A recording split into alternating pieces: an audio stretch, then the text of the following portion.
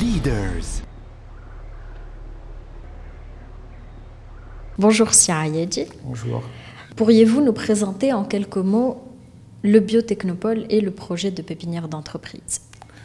Merci d'être venu ici pour éclairer un peu les Tunisiens sur le rôle donc, de Biotechnopole. Biotechnopole donc, se trouve à Sidi Thebet sur un terrain d'une centaine d'hectares et est composé de 2 centres de recherche, l'INRAP et le CNSTN, un institut de biotechnologie et une pépinière d'entreprise, avec de grands projets donc, qui sont en cours d'études ou presque au niveau des appels d'offres. Les missions de Biotechnopole, c'est surtout contribuer à l'introduction de l'innovation dans l'industrie pharmaceutique, parapharmaceutique et cosmétique en Tunisie. C'est aussi développer la synergie entre université et entreprise et enfin donc, développer une activité au niveau de la pépinière d'entreprise. Biotechnopole dans son ensemble, c'est-à-dire avec les 2 centres de recherche, avec l'Institut de biotechnologie, avec la pépinière d'entreprise, on peut dire qu'il y a à peu près dans les 600 ou 700 employés, plus dans les 600 ou 700 aussi ou un peu plus d'étudiants donc, qui sont à l'Institut de biotechnologie. L'équipe qui gère tout ça au niveau de Biotechnopole est une équipe d'une dizaine de personnes qui sont très bien formées dans cet objectif-là et qui donc gèrent bien, comme vous le voyez, l'ensemble. Du positionnement de nos entreprises, de nos PME à l'échelle nationale et internationale, nos PME d'industrie pharmaceutique, l'approvisionnement du marché, puisqu'on va fabriquer des produits issus de la biotechnologie chez nous, et ça, ce que nous ne produisons pas jusqu'à maintenant, ça va être aussi moins cher pour la CNAM et pour le gouvernement, et ça va donner un confort aussi pour une meilleure prise en charge aussi pour le patient. Enfin, il y a aussi donc la création d'emplois, surtout pour les diplômés de l'enseignement supérieur. Dans ce sens-là, d'ailleurs, au niveau de la pépinière d'entreprise, qui est composée de 1300 mètres carrés couverts, qu'elle nous a coûté, qui a coûté aux contribuables dans les 3 millions de dinars et qui est composé maintenant de 8 start-up. Nous avons essayé à ce qu'il y ait une synergie entre les start-up hébergées ici, c'est-à-dire on a hébergé des start-up complémentaires. On n'a pas seulement des start-up dans la production et nous n'avons pas seulement des start-up dans le service. Nous avons des start-up, 4 start-up dans la production, mais nous avons aussi 2 start-up dans le service, les services comme les essais cliniques par exemple dans l'industrie pharmaceutique ou bien les normes de fabrication. Et nous avons aussi 2 start-up qui font de la R&D, qui font de la recherche et développement. Et ça, c'est un point qui est extrêmement important parce que jusqu'à maintenant en Tunisie, les IDE, les investissements directs étrangers, vont plutôt vers la production, mais très très rarement dans la R&D, dans la recherche et développement. Là, nous avons une société qui investit donc dans la R&D, c'est la société Novalix française, et on a une autre société qui est Olive Innovation, c'est une société canadienne et qui fait surtout donc de l'accompagnement de jeunes entreprises. Donc cet ensemble-là, des 8 petites entreprises ou start-up que nous avons dans la pépinière d'entreprise, a créé des synergies, a créé des contacts, des activités entre ces différentes start-up. Et on voit par exemple maintenant une société qui demande le service d'une autre société, notamment pour les essais cliniques. Et une autre demande aussi des conseils, du consulting sur les normes de fabrication. Donc tout ça, c'est très important au sein d'une pépinière d'entreprise parce que ça va créer un écosystème. Et cet écosystème-là va servir plus tard pour le développement d'une nouvelle génération d'entreprises performantes, innovatrices dans le domaine de la biotechnologie, donc appliquée à la santé, appliquée à l'industrie pharmaceutique.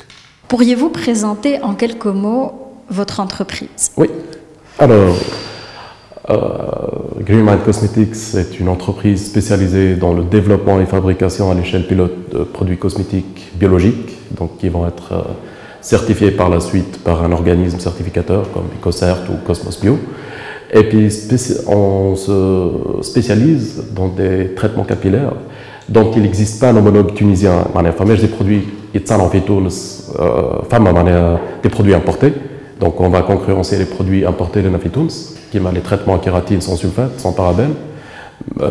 Mais on va être plutôt la première marque dans ce genre de segment de produits cosmétiques Tounsi, Inch'Allah.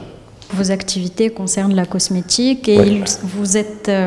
Vous interagissez avec quels clients? FAM a des projets de collaboration avec des distributeurs, des grossistes de parapharmacie, des grandes parfumeries connues. D'accord. Donc, la clientèle, les salons de beauté. Donc, nous visons la jante féminine, si on peut dire ça. Par rapport à votre production, à votre activité, le but étant d'aider à l'insertion professionnelle des étudiants et des jeunes diplômés. Comment est-ce que vous contribuez à cette insertion professionnelle? Alors là, mais je viens tout juste donc de proposer un sujet de fin d'études de master à l'Institut biotechnologique de Sidi Feb. Vous savez, donc, l'industrie de cosmétique bio, c'est un nouveau aspect d'industrie cosmétique, donc il y a beaucoup de challenges techniques, il y a beaucoup à faire. Donc effectivement, on va créer de l'emploi dans ce genre-là. Et pratiquement, on va essayer d'associer recherche académique et industrie à la fois.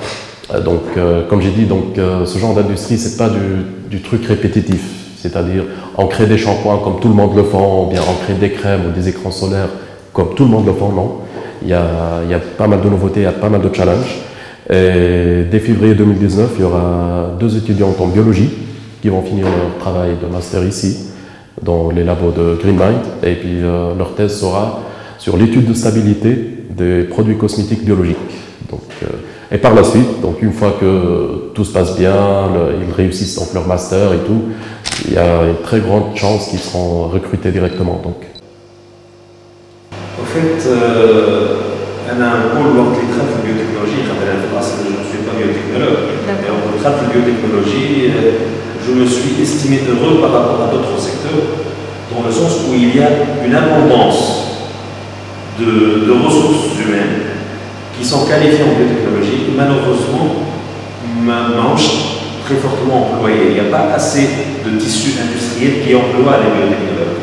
Donc, on a un embarras de choix, nous avons des qui sont assez compétents, ils dans des instituts de recherche, voilà, dans le cadre de leur thèse, dans des laboratoires et même il y a des gens motivés, engagés, qui veulent progresser. Il y en a même ceux parmi mes cofondateurs, Olf, qui a essayé une expérience entrepreneuriale mais qui n'a pas vraiment réussi parce que peut-être c'est l'accompagnement business lui manquait. Elle est aujourd'hui motivée, comme toujours, pour l'entrepreneuriat, et ensemble, elle, avec un background financier, économiste, Olfa et Shaima, avec le background de biotechnologue, Wahda spécialiste de culture de l'étoile, l'autre de l'extraction moléculaire, et Amir, qui est un ingénieur en génie énergétique, spécialisé dans l'efficacité énergétique, qui est un élément clé pour la compétitivité de l'eau. Maintenant, on a une équipe complémentaire, multidisciplinaire, qui essaie de renforcer un peu nos chances de réussir le modèle. Donc, je fais un appel à multiplier les investissements en biotechnologie. Pourquoi? Parce qu'il y a suffisamment de ressources et qui sont très compétitives par rapport aux ressources municipales, que ce soit au niveau de la qualité de la formation, ou au niveau des coûts salariés. C'est un des facteurs de compétition. On va brader les salaires de biotechnologues, on va bien les payer, mais on reste nettement mieux compétitif que les biotechnologues qui sont